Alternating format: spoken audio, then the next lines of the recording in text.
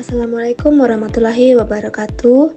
Saya perwakilan dari kelompok 3 akan mempresentasikan hasil diskusi kami mengenai mini riset yang telah kami lakukan terkait praktik baik pendidikan inklusif dan isu permasalahan pendidikan inklusif di dalam kelas. Adapun anggota kelompok 3 terdiri dari saya sendiri, yaitu Nilu Nanda S dengan NIM A6112444606, Siti Lukna A6112444616, Ida Marsyah A6112444602, Muhammad Ayub A6112444604, Murni Sudirman A6112444605, dan yang terakhir Indra Setiawan A6112444603. Dari hasil diskusi kami, adapun tantangan implementasi pendidikan inklusif di Indonesia yaitu yang pertama, kurangnya pelatihan dan kompetensi guru.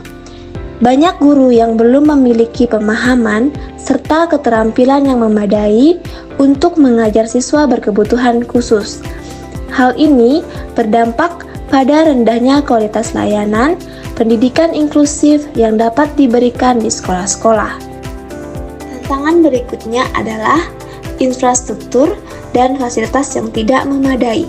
Sebagian besar sekolah di Indonesia belum dilengkapi dengan fasilitas yang mendukung kebutuhan siswa berkebutuhan khusus, seperti aksesibilitas fisik, alat bantu belajar, serta sarana penunjang lainnya. Selain itu, stigma sosial dan kurangnya kesadaran masyarakat juga menjadi hambatan besar dalam penerapan pendidikan inklusif. Masih banyak masyarakat dan lingkungan sekolah yang memandang negatif anak-anak berkebutuhan khusus, sehingga menghambat integrasi sosial mereka di lingkungan pendidikan. Kemudian, kebijakan yang belum merata dan kurangnya dukungan pemerintah turut memperburuk situasi.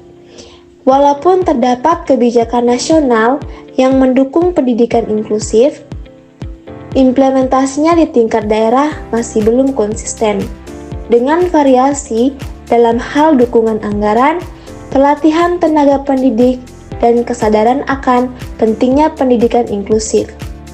Tantangan terakhir yang diidentifikasi adalah kurangnya pemanfaatan teknologi dalam pembelajaran.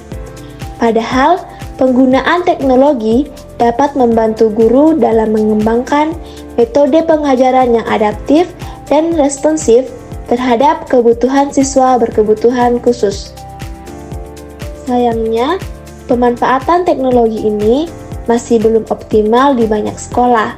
Dengan mengatasi berbagai tantangan tersebut, diharapkan pendidikan inklusif di Indonesia dapat berjalan lebih efektif dan mampu memberikan kesempatan belajar yang adil bagi seluruh anak, termasuk mereka yang memiliki kebutuhan khusus. Selanjutnya, pendidikan inklusif dapat memenuhi hak anak berkebutuhan khusus dalam pendidikan. Menurut Salmi dan kawan-kawan, tahun 2024, pendidikan inklusif dapat memenuhi hak anak berkebutuhan khusus dalam pendidikan dengan memberikan kesempatan yang seluas-luasnya bagi mereka untuk belajar bersama anak-anak pada umumnya di sekolah reguler.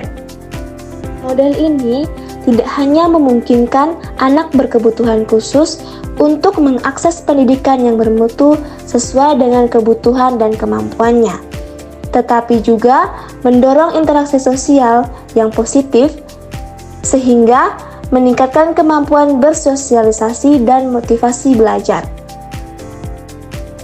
Pendidikan inklusif menghargai keberagaman dan mengakomodasi berbagai kondisi fisik, intelektual, sosial, dan emosional tanpa diskriminasi, sehingga anak berkebutuhan khusus dapat memperoleh perlakuan, fasilitas, dan layanan pendidikan yang sesuai dengan jenis dan tingkat kebutuhannya.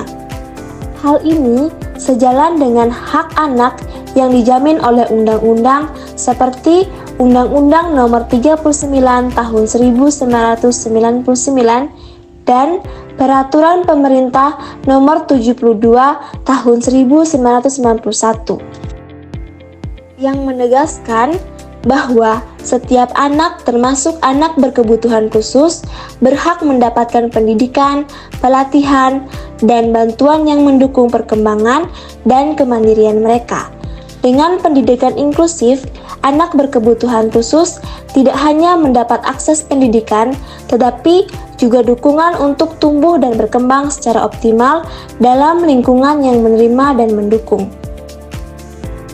Peran guru bimbingan dan konseling terkait pemberian layanan dan kegiatan pendukung lain terhadap hak anak berkebutuhan khusus. Sebagai guru bimbingan dan konseling, peran dalam pemberian layanan dan kegiatan pendukung terhadap hak anak berkebutuhan khusus sangat krusial dan multifaset. Menurut Salsabila dan Sarkiawi 2025, uraian peran tersebut yaitu 1. Identifikasi dan penilaian kebutuhan atau need assessment. Melakukan identifikasi terhadap kebutuhan khusus setiap siswa ABK melalui observasi, wawancara, dan kolaborasi dengan guru serta orang tua. Hal ini bertujuan untuk memahami kondisi dan tantangan yang dihadapi siswa sehingga layanan yang diberikan dapat disesuaikan dengan kebutuhan individu mereka. Yang kedua, merancang layanan yang sesuai kebutuhan siswa. Berdasarkan hasil observasi dan asesmen, guru bimbingan dan konseling menyusun program bimbingan dan konseling yang disesuaikan dengan karakteristik dan kebutuhan individu anak berkebutuhan khusus. Program ini tidak hanya fokus pada aspek akademik, tetapi juga pengembangan keterampilan sosial emosional dan kemandirian siswa. Yang ketiga, kolaborasi dengan pihak terkait. Bekerja sama dengan guru kelas, orang tua, psikolog, dan tenaga pendidik lainnya untuk merancang dan melaksanakan program yang mendukung perkembangan siswa anak berkebutuhan khusus. Kolaborasi ini memastikan bahwa intervensi yang diberikan konsisten dan komprehensif. Yang keempat, kolaborasi dengan guru kelas dan orang tua. Guru bimbingan dan konseling bekerja sama dengan guru kelas dan orang tua untuk menciptakan strategi pembelajaran inklusif dan mendukung proses belajar siswa, serta memantau perkembangan siswa secara menyeluruh baik di sekolah maupun di rumah. Dan yang terakhir, melakukan evaluasi dan refleksi terhadap efektivitas layanan. Guru bimbingan dan konseling secara berkala mengevaluasi hasil layanan yang diberikan melalui pengamatan, wawancara, dan dokumentasi. Evaluasi ini penting untuk mengetahui keberhasilan program dan melakukan perbaikan agar layanan terus berkembang dan memberikan manfaat maksimal bagi anak berkebutuhan khusus. Sekian presentasi dari kelompok 3. Mohon maaf bila ada salah kata, saya ucapkan terima kasih.